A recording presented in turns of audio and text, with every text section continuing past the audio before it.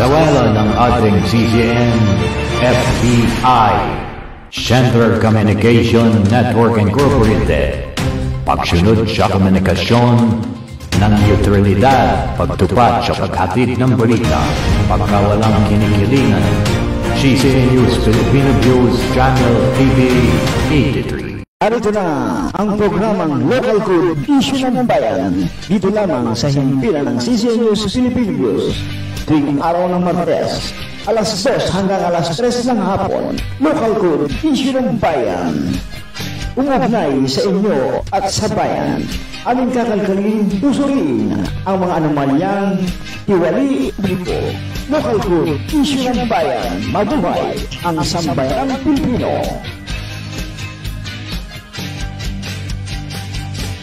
Politiko, politika, mukhang bigato, bisag kinsa.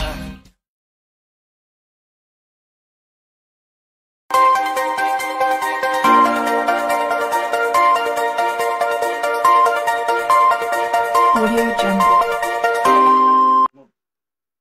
Bueno mga kaibigan, nandito po muli tayo sa CCN News Philippine Channel TV. At siyempre binabati ko po kayo ng magandang hapon. At sana po naman lagi tayo nasa mabuting kalagayan at nalalayo sa anumang karamdaman. At siyempre tayo po naman talagang hindi po tayo nakakalimot na tumawag sa ating Panginoon. Bagaman tayo ay minsan abala, pero hindi po natin masasabing abala. Bagkus, lagi nating inuuna siya. At saka hindi po tayo basta-basta nasasabing gigiba. Ang sinasabi lang gigiba ay yung walang pananampalataya. Yun po tayo, na hindi po tayo basta matitinag sa anumang bagay o mga pagsubok na dumarating sa ating buhay. At ito ba, binabati ko po lahat ng may mga kaarawan ngayon, ha? Ngayong araw ng September 16, ay siyempre binabati kong aking kapatid na si Ricky Indicio. Ayan, ha? At talagang lalo-lalo na yung mga yan lalo-lalo na yung aking mga pamangkin dyan sa lugar ng San Roque. At siyempre binabati po naman natin silang lahat. At dyan sa may sa parting Bulacan, Nueva Ecija, Pampanga, lahat. Talaga naman ito hindi po namin kayo nakakalimutan. At siyempre kung ano may mga problema na dumarating sa inyong buhay, masasabi ko na laban lang, kapit lang at hindi tayo pababayaan.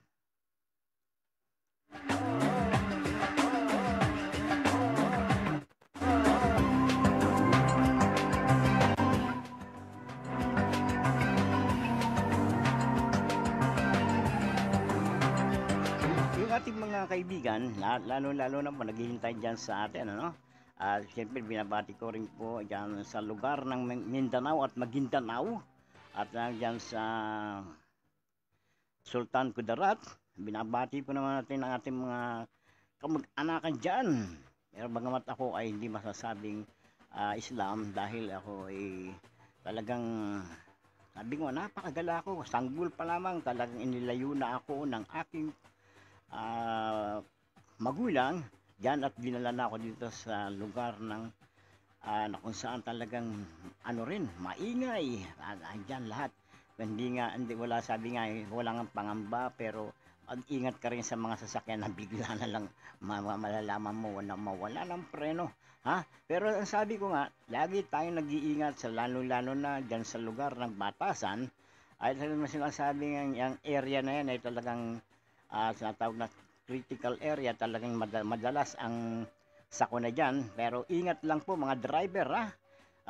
Yun ay sinasabi ko, huwag tayo maging kaskasero, lalo-lalo na dyan sa mga papunta dyan, mga padaan dyan, lalo-lalo na dyan sa lugar ng Montalban. Ay nako, grabe, makikita po naman ninyo talaga yung mga sasakyan dyan na yung mga jeep, ayan, ha? Talagang mabibilis tumakbo.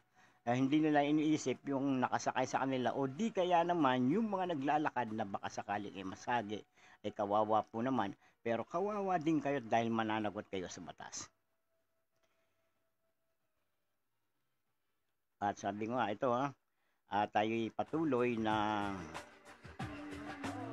sumusubaybay sa ating mga kaibigan. At siyempre kung ito ay sabi nung may-ari na dyan sa inyong mga tinitirhan na kung maaari pag 10 oras ng gabi ay tatanggalin ninyo yung sampayan dyan. Huwag masyadong lalo-lalo na yung mga sinasabing mga hindi naman taga-riyan sa inyong lugar o talagang nakikipasok lang tapos yung pala nagmamatsyag lang ng yung mga kagamitan o mga bagay na maiwan ay siyempre madaling madampot kung yung mabigat nga napaghihirapan nila, nadadala nilang madampot yan.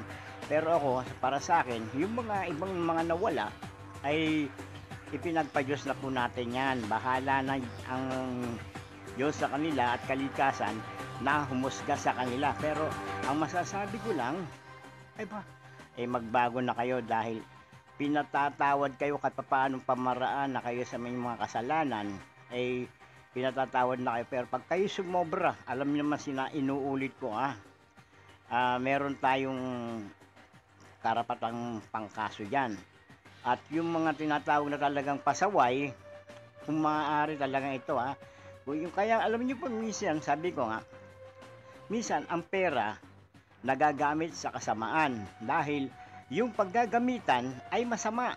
Kaya kung maaari lang sana magbago na, pero patuloy at patuloy pa rin. Kaya iba naman inuutos na lang pero sana naman alam ko ganyan na huwag natin gagamitin yan. Gamitin natin sa kabutihan, sa pagsasalita. Pero kung talagang sila ay talagang talamak na sa kanilang bisyo, madali po lang naman yan ireklamo nyo sa inyong barangay o di kaya naman dyan sa kapulisan ng inyong sa inyo pong mga nasasakupan.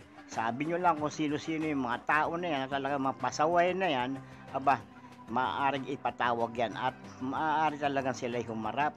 At sabi nga, huwag nyo sasabihin na ang CCTV halimbawa ay nagbibiro. Kayo po pag naabutan talaga ng mga talagang humuhuling tao sa inyo na umiikot-ikot na dyan, baka siguro naman magulat kayo dahil sa inyong mga kasalanan. Kami ay hindi kami nagsasawang paalalahanan kayo. Sabi nga, ang pagkalimot ay ang gamot ay paalala. Subalit kung sobra-sobra na yung paalala, ay naku po naman, kakulitan na yan.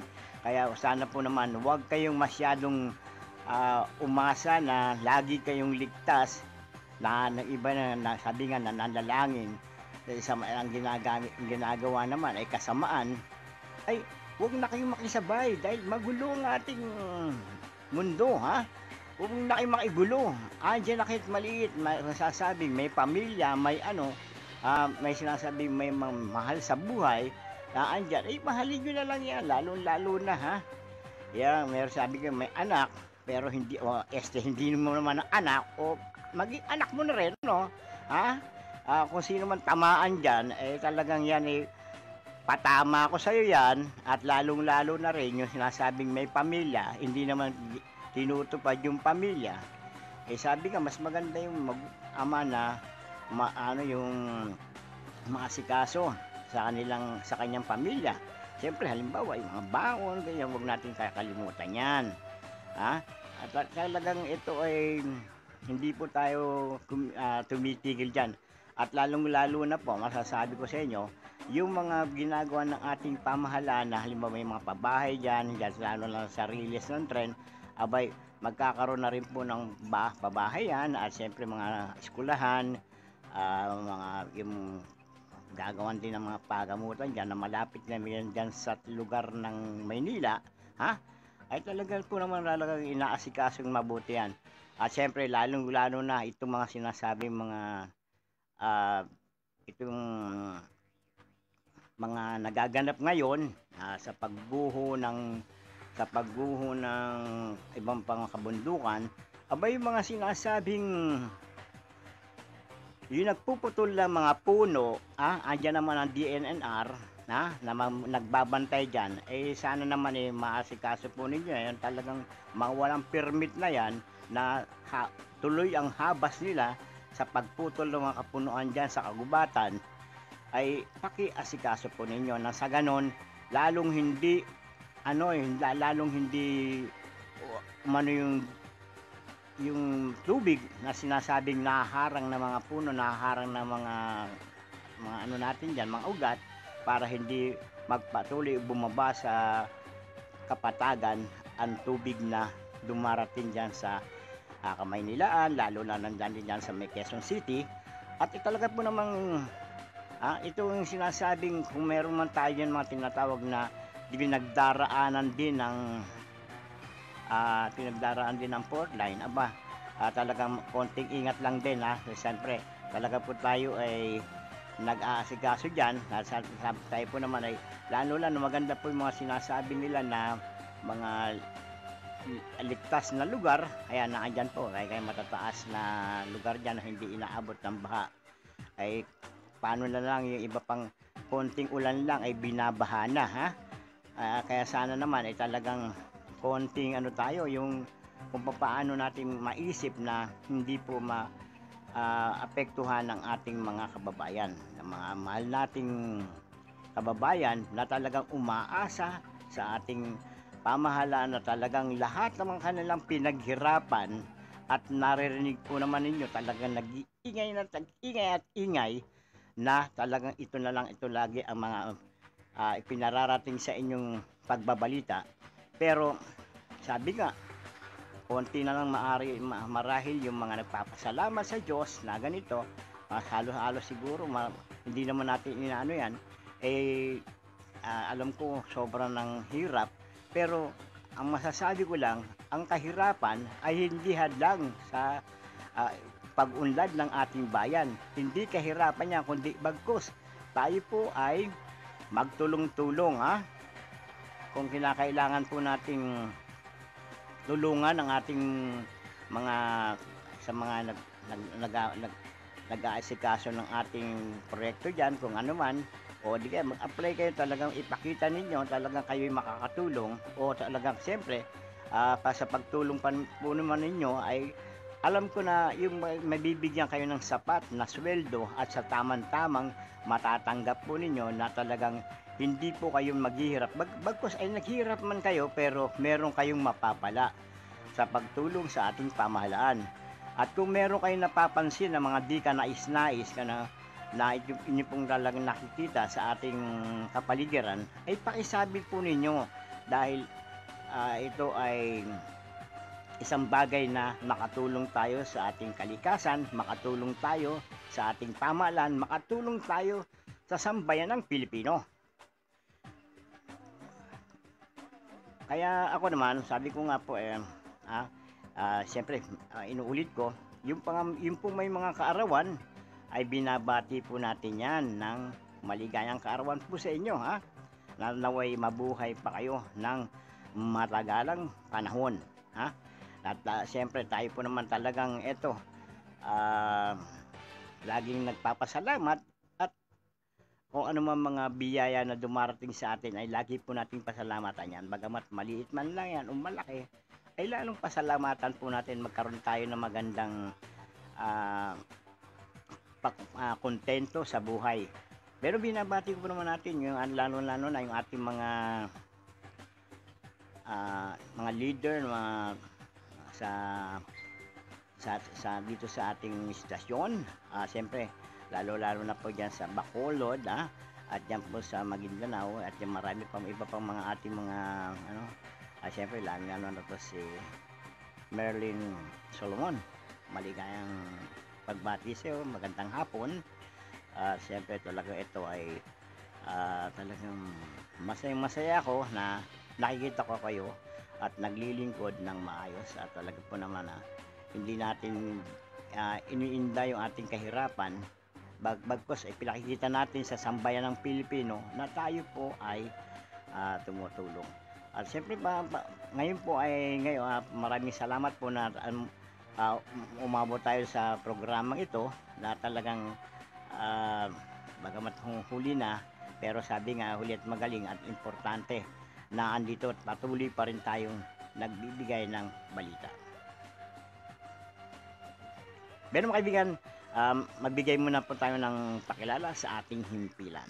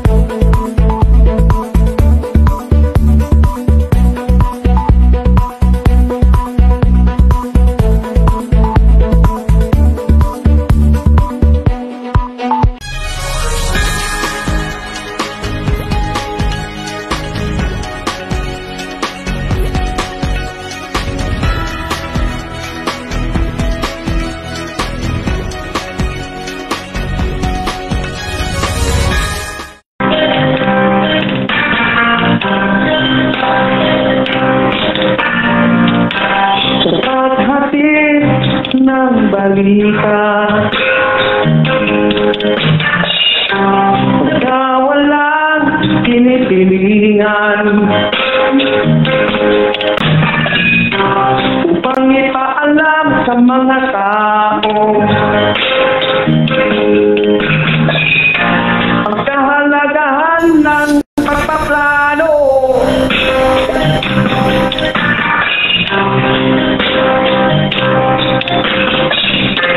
Ang magunat kinakailangan kung pagkaplano pinabalangka upang mabuhay ang kanilang mithiin, ang kanilang rekomendasyon. Dahil aking kaalaman ay pagtibayin sa pagtitiwala. Ang mga tao ay kaliwanagan, lalo na ang mga kabataan.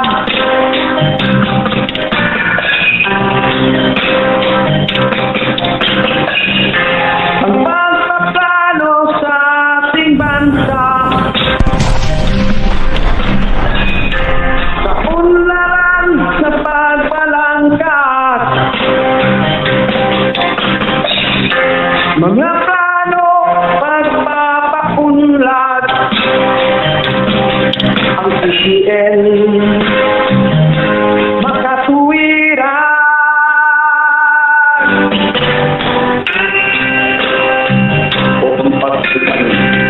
Ang pananampalataya at buhay na ligaya. Tamang talento, kakayahan at kaunlaran upang isulak ang ating pambansa at lokal na opisyal. Bilang mga Pilipino ay bilang mga Pinono, wala silang nakaslo na dalhin ang kaso nito sa Kongreso. At wala sa sila ang mayroong lakas loob na lumaban para lamang sa kapakanan ng mamamayang Pilipino, lalo na ang mga mahihirap. Ang CCN nyo ang sandigan, ngunit hindi ko makikiba.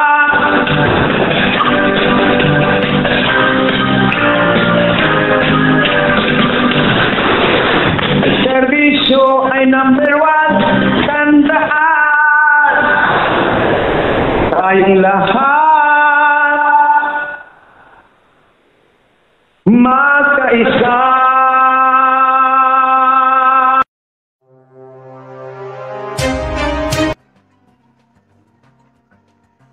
Benong kaibigan, maraming salamat po.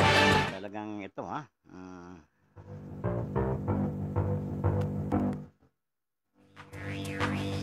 maraming salamat at talagang patuloy tayo na talagang sumusubaybay at nagbibigay kasiyahan sa ating mga tagapakinig listeners sa ating CCN News Channel TV. At maraming salamat po sa ating mga taga-subaybay. Siyempre binabati po naman natin yung mga ano po natin na sumubaybay dito sa ating ilan. Ito po ay maraming salamat po sa inyo. Binabati po kayong lahat sa CCN News Philippine Channel TV. At tayo po naman ay meron pa mga tinatawag na programa na pang darating at siyempre tayo po naman ay muli naman natutungo sa program kung saan na birthday ng aking kapatid kahit siguro wala siyang handa ay tayo po naman ay makakapagod po natin sa kanila.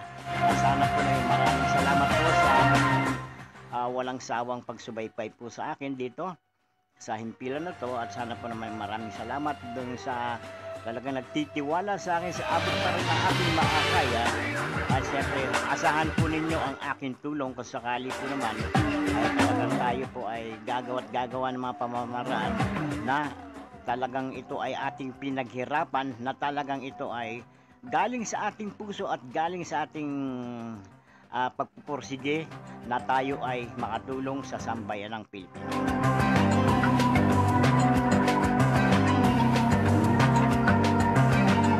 Siya nga po pala, ano, ito po ay tayo ay dadako naman doon sa lugar ng San Roque, at tayo po ay sa aking kapatid, yung aking sumunod po sa aking kapatid na si Federico, si Ricky, ano po, happy birthday po sa iyo. At syempre ganun din sa aking mga kapatid dyan, na talagang wag po kayong mag-alala. Lagi tayo nasa mabuting kalagayan at hindi tayo mapapaano dahil tayo ay kumikilos lamang at naaayon sa batas at sa ating Panginoon, na kung ano mga nagkamali na sinasabi ay dapat natin yan patawarin, dahil kung sila ay ating patatawarin din tayo ng kataas-taasan.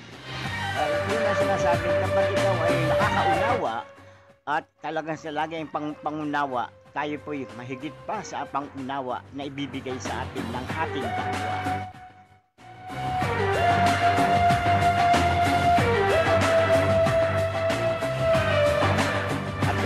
Siyempre, iba po nangangailangan ng ibang tulong na halimbawa patrabaho, ay mangyari po lamang na mag-text po kayo sa akin kung ano man yan na dapat natin may tutulong, ay may paparating po sa inyo, lalo na po yung sinasabing pabahay na ating ginagampanan. Siyempre, kinakamusta ko rin po dyan sa may Taytay Rizal, na ito talagang pinaghirapan ng ating mga kasama na talagang pinakita na kung paano pagmamalasakit sa ating bayan, pagmamalasakit sa ating kapwa. Siyempre, na tayo po ay makatulong.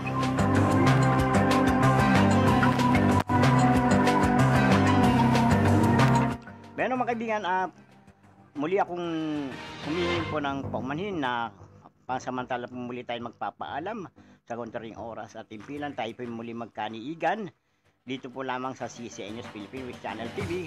Ito po ang inyong kaibigan sa Himpapawid, Nelson Indicio. Mabuhay ang sambayan ng Pilipino.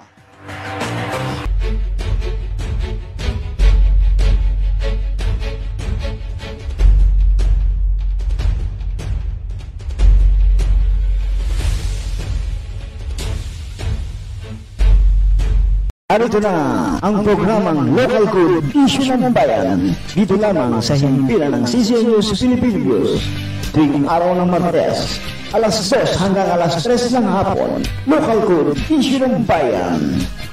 Umugnay sa inyo at sa bayan, aming kakalkalin, tusurin ang mga anomalyang tiwali dito.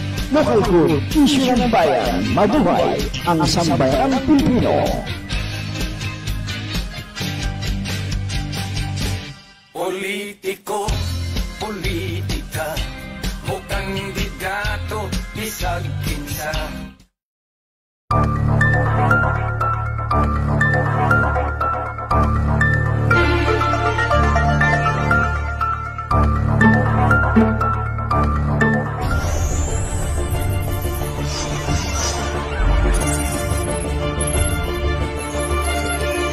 pagsawalan ng ating CCN, FBI, Central Communication Network Incorporated, pagsunod sa komunikasyon ng neutralidad, pagtupad sa paghatid ng balita, pagkawalang kinikilingan, CCN News Filipino Views Channel TV 83.